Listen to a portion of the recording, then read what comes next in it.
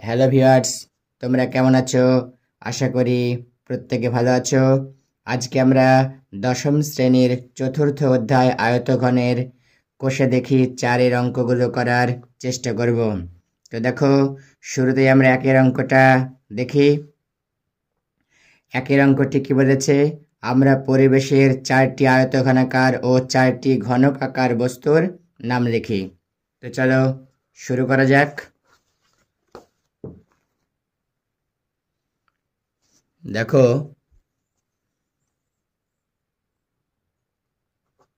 1-এর অঙ্কটি 4টি আয়তঘনাকার ও 4টি ঘনকাকার বস্তুর নাম লিখতে হবে। তো আমরা প্রথমেই 4টি আয়তঘনাকার বস্তু হলো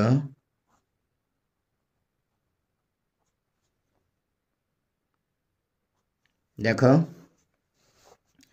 4টি আয়তঘনাকার বস্তুর নাম লিখব। তাহলে আমরা প্রথমে লিখে নিচ্ছি জুতোর বাক্স।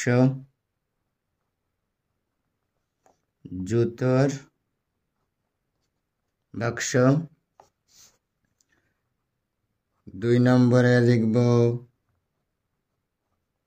বই।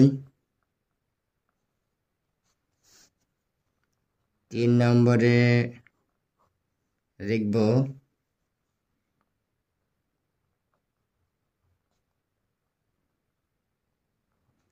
আয়ত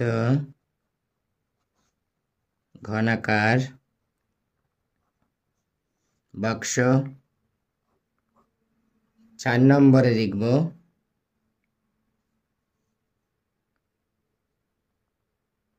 জ্যামিতি বাক্স।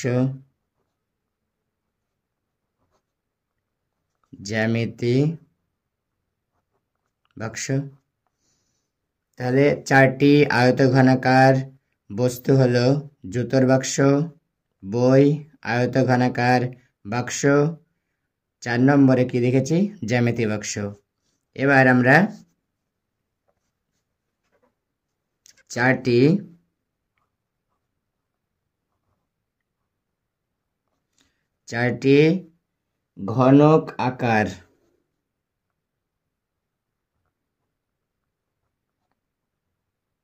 ঘনকাকার মানে ঘনক যোগ আকার, ঘনকাকার হয় একসঙ্গে, বস্তু হলো কি কি লিখব? দেখো, 1 নম্বরে লিখব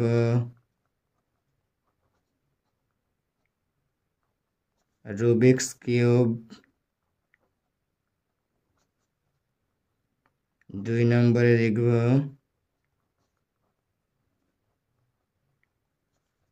লুডোর ছক্কা। 3 নম্বরে লিখব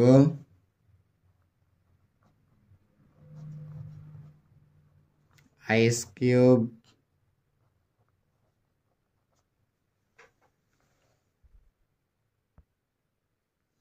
দেখো, 4 নম্বরে কি লিখব?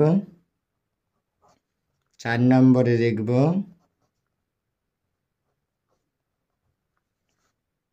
Sugar cube.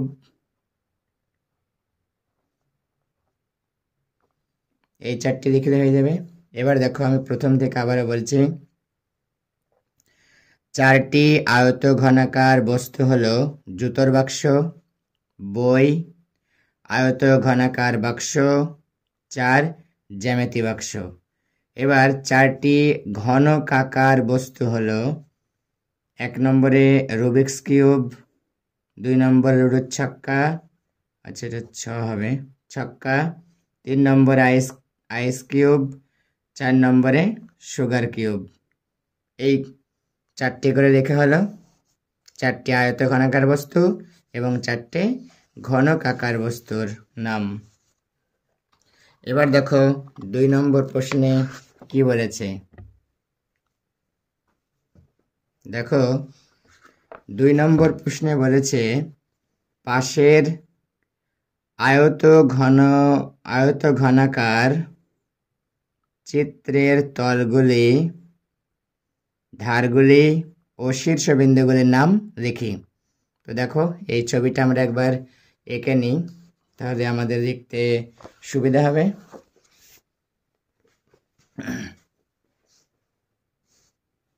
দেখো আমরা দুইটা করছি, করার আগে আমরা একটা ঘনকের ছবি এঁকে নিই। দেখো এরকমভাবে তোমরা খালি হাতে বা ফ্রি হ্যান্ডে একটি ঘনকের ছবি আঁকবে।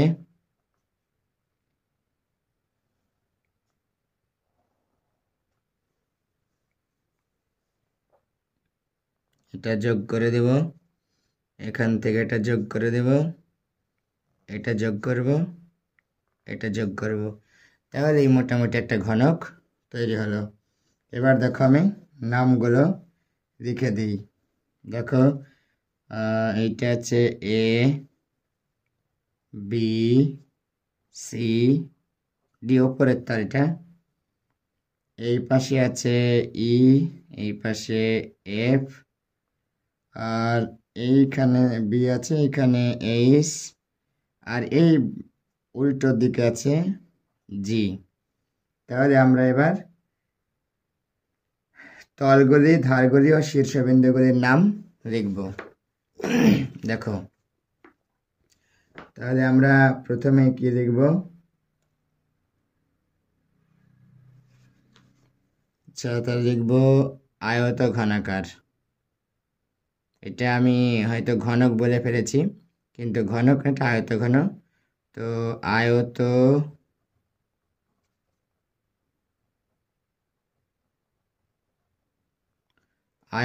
ঘনাকার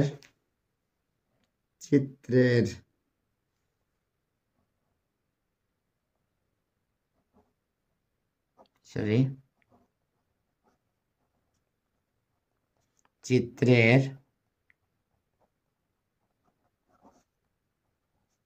তলগুলি হলো,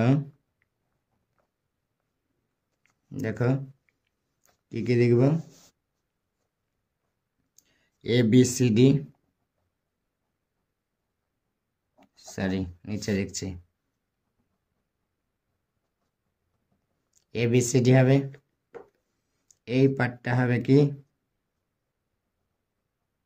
এই এইচ বি, এই পার্টটা কি হবে এ ই এফ ডি, আর ওই পার্টটা হবে কি বি সি জি এইচ, আর একদম ওই পারেরটা হবে সি ডি এফ জি। আমরা জানি কোন আয়ত ঘন বা ঘনবস্তুর বা ঘনকের 6টি তল হয়। দেখি কটা হয়েছে, 1 2 3 4 5। তাহলে আরও একটি তল হবে, সেটা হলো কি নিচেরটা ই এফ জি এইচ। দেখো 6টি তল হয়ে গেল। তাহলে আয়ত ঘনাকার চিত্রের তলগুলি হলো A B C D, A E H B, A E F D, B C G H, C D F G এবং ই এফ জি এইচ।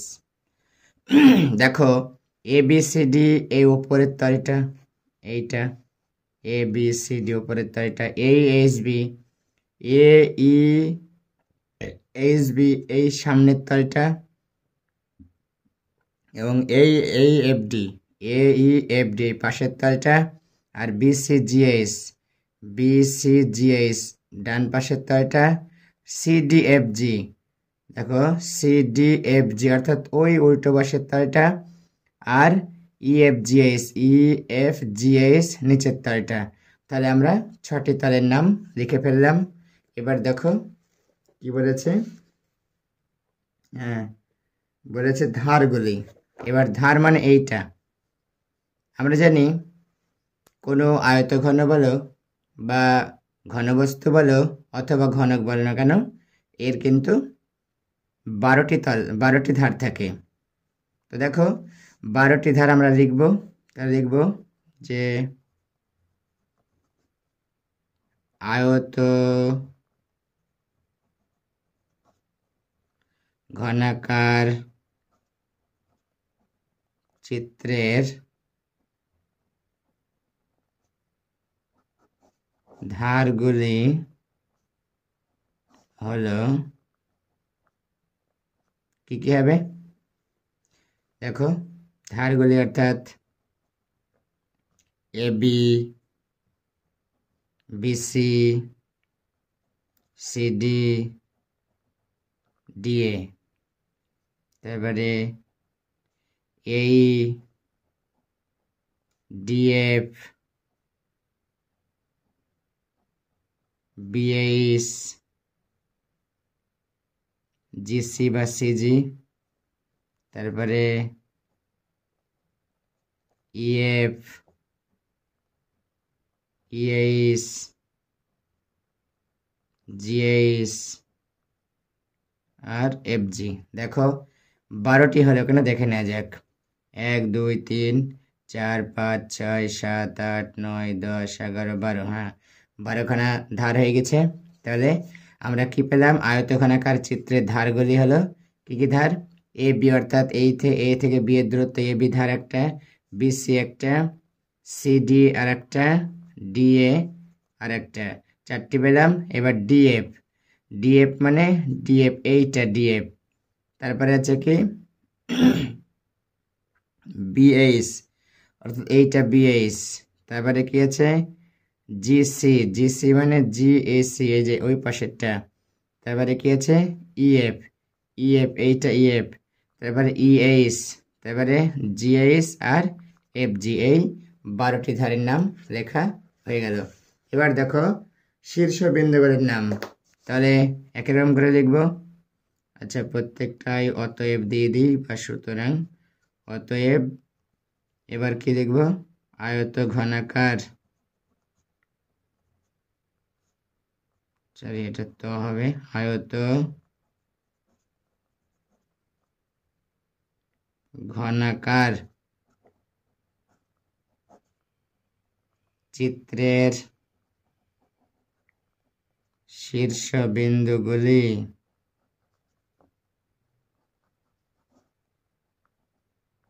হলো, দেখো কি কি হবে এই বিন্দুগুলি। তাহলে A B C D F E H আর জি। দেখো ধার সরি শীর্ষবিন্দু কটা ছিল? 1 2 3 4 5 6 7 8টা। তো কোনো ঘনবস্তুর 8টি শীর্ষবিন্দু হয়, তাহলে এখানে আয়ত ঘনাকার চিত্রের শীর্ষবিন্দুগুলিও 8টি হলো, 8টি পেলাম আমরা। তাহলে এবার দেখো 3 অঙ্কটি কি বলেছে। দেখো একটি সমকোণী চৌপলাকার ঘরের দৈর্ঘ্য প্রস্থ ও উচ্চতা যথাক্রমে 5 মিটার 4 মিটার ও 3 মিটার হলে ওই ঘরে সবচেয়ে লম্বা যে দণ্ড রাখা যাবে তার দৈর্ঘ্য হিসেব করে দেখি। দেখো কোনো একটা ঘরে দণ্ড রাখা যাবে, সব থেকে লম্বা যে দণ্ড রাখা যাবে সেটি কি হবে? সেই ঘরের কর্ণ হবে। তো তাহলে আমরা এইখানে সমকোণী চৌপলাকার ঘরের দৈর্ঘ্য প্রস্থ ও উচ্চতা দেওয়া আছে। তাহলে আমরা এখান থেকে আমরা কর্ণের দৈর্ঘ্য বের করে নেব। তাহলে ওই কর্ণের দৈর্ঘ্য হবে সবচেয়ে লম্বা দণ্ডের দৈর্ঘ্য। তাহলে দেখো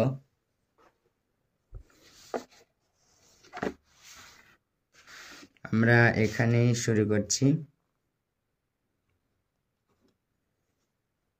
দেখো লিখব যে সমকোণী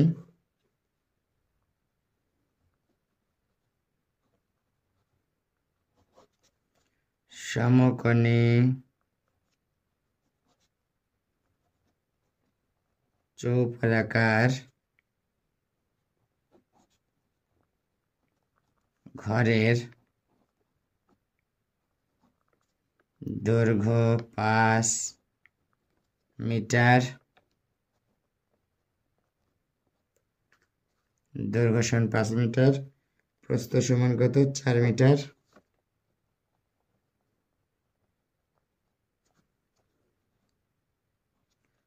ও উচ্চতা সমান 3 মিটার। তাহলে আমরা কি লিখব? অতএব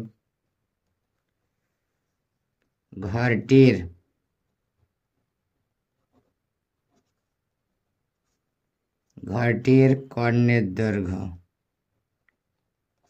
√,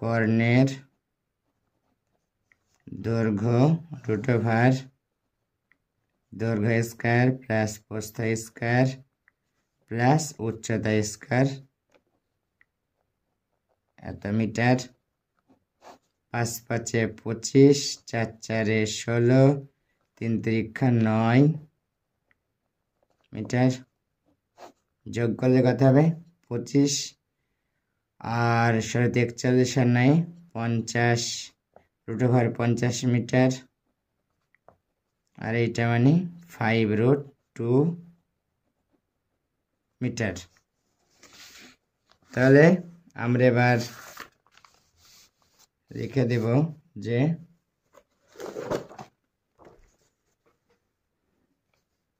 দেখো, হ্যাঁ, ওই ঘরে সবচেয়ে লম্বা,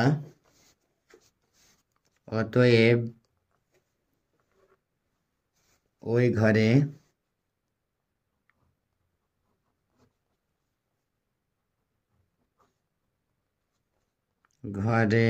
সবচেয়ে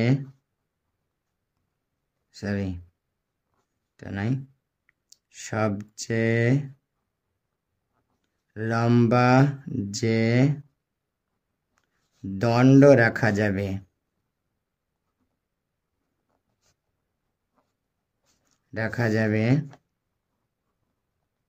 তার দৈর্ঘ্য 5√2 মিটার হবে। এই পর্যন্ত করলে অঙ্কটি হয়ে যাবে। এবার দেখো 4 অঙ্কটি কি বলেছে। দেখো, একটি ঘনকের একটি তলের ক্ষেত্রফল 64 বর্গমিটার হলে ঘনকটির আয়তন হিসাব করে লিখি। তো দেখো, একটি ঘনকের একটি তলের ক্ষেত্রফল চেয়েছে। আমরা জানি ঘনকের প্রতিটা তল কিন্তু একটা বর্গক্ষেত্র হয়। তাহলে যদি বর্গক্ষেত্রে একটি বাহুর দৈর্ঘ্য x বা a ধরো, তাহলে সেক্ষেত্রে ক্ষেত্রফল কি হবে? x² অথবা a²। তাহলে সেটা এখানে 64 বর্গমিটার দেওয়া আছে। তো চলো আমরা কি লিখব? 4 অঙ্কটি ধরি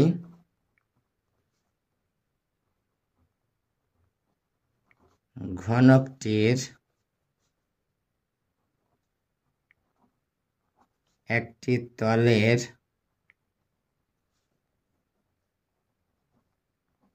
একটি বাহুর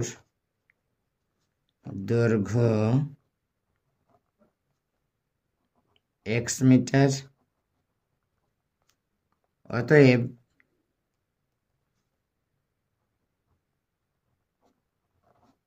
ঘনকটির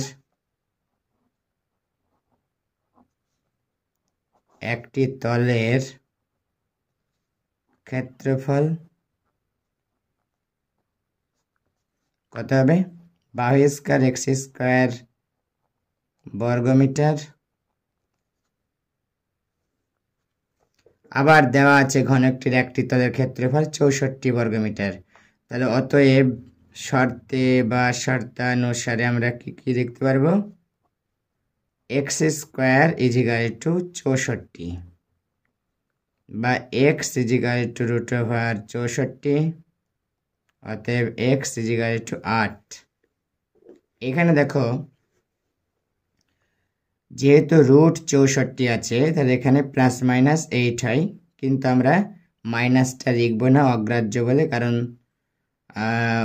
কোনো একটি বাহুর দৈর্ঘ্য কিন্তু নেগেটিভ হতে পারে না, তার জন্য আমরা পজিটিভটা নিব বা এক্সের ধনাত্মক মানটা নিব।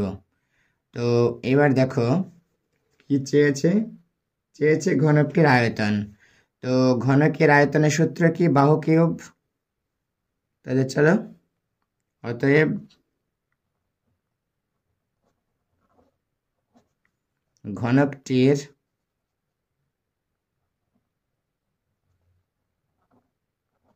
একটি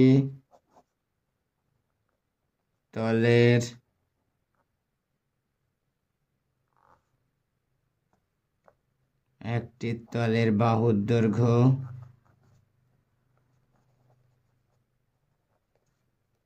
8 মিটার, যেটা আমরা বের করলাম। অতএব ঘনকটির আয়তন 8 কিউব, একক হবে ঘনমিটার। 8 × 64 কাঠ দিয়ে গুণ করলে 4 × 32 থেকে 3, 6 × 48 আর 3 51, 512 ঘনমিটার। দেখো তাহলে এইখানে একটি ঘনকের একটি তলের ক্ষেত্রফল দেওয়া ছিল বা দেওয়া আছে, আমাদের ঘনকটির আয়তন বের করতে হবে। দেখো আমরা প্রথম থেকে দেখে নিই। ধরি ঘনকটির একটি তলের একটি বাহুর দৈর্ঘ্য x মিটার। অতএব ঘনকটির একটি তলের ক্ষেত্রফল কত? x² বর্গমিটার। যেহেতু একটি তল বর্গাকার তাই বর্গক্ষেত্রে যে ক্ষেত্রফল হবে সেটাই হবে। এখানে বাহু x ছিল, তো x² বর্গমিটার হবে। অতএব শর্তে x² = 64, এটা দেওয়া আছে যে একটি তলের ক্ষেত্রফল 64 বর্গমিটার। তাহলে শর্তে কি লিখতে পারি? x² = 64 বা x = √64 বা x = 8। এখানে আমরা x এর ধনাত্মক মানটা নিয়েছি। অতএব ঘনকটির একটি তলের বাহুর দৈর্ঘ্য 8 মিটার। অতএব ঘনকটির আয়তন কি? বাহু কিউব, তাহলে 8 কিউব ঘনমিটার = 8 কিউব মানে 3টে 8-এর গুণফল, 8 কিউব মানে 512 ঘনমিটার হবে। এই পর্যন্ত করলে অঙ্কটি হয়ে যাবে। এবার দেখো 5-এর অঙ্কটি কি বলেছে। আমাদের বকুলতলা গ্রামে 2 মিটার চওড়া এবং 8 ডেসিমিটার গভীর একটি খাল কাটা হয়েছে। যদি মোট 240 ঘনমিটার মাটি কাটা হয়ে থাকে তবে খালটি কত লম্বা হিসাব করে দেখি। যদি আমরা এখানে খালটি ধরে নিলাম যে খালটি x মিটার লম্বা, তাহলে চওড়া আছে 2 মিটার আর গভীরতা কত আছে? 8 ডেসিমিটার। এই 8 ডেসিমিটার আমরা মিটারে করব, তাহলে x আর এই 2 মিটার আর 8 গুণ করব, তাহলে সেটা কি হবে? খালটি থেকে যে মাটি কাটা হয় সেই মাটির আয়তন বেরোবে। আবার এখানে দেওয়া আছে যে যদি মোট 240 ঘনমিটার মাটি কাটা হয়ে থাকে তবে খালটি কত মিটার লম্বা। তাহলে চলো ধরে নেওয়া যাক 5-এরটা ধরি।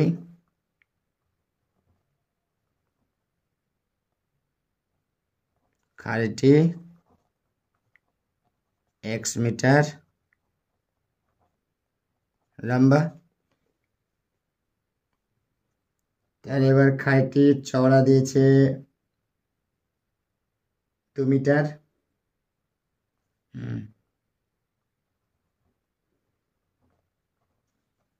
খালটি চওড়া 2 মিটার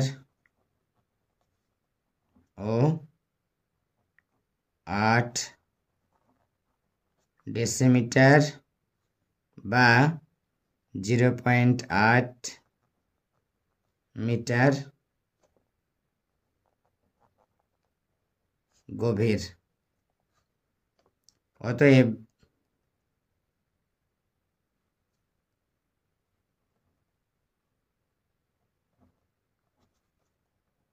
খালটির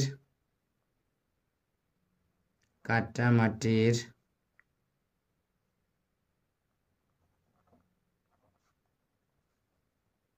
আয়তন বা ঘনফল equal to x into 2 into 0.8 ঘনমিটার। দেখো আবার দেওয়া আছে 240 ঘনমিটার। অতএব শর্তে কি হবে? x into 2 into 0.8 equal to 240 বা x ইন্টু 2 ইন্টু 8/10 দশমিকটা যদি 10 নেওয়া হলো ইজিক্যাল টু 240 বা x equal to 240 into 1/2 into 10/8। এবার 2 দিয়ে কাটা যাক, কত? 12 দুগুণে 24, আর এই শূন্য বসে গেল 120।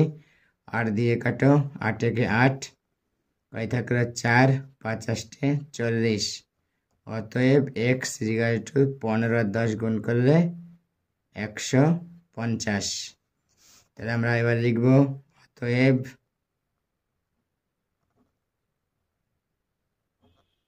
খালটি 150 মিটার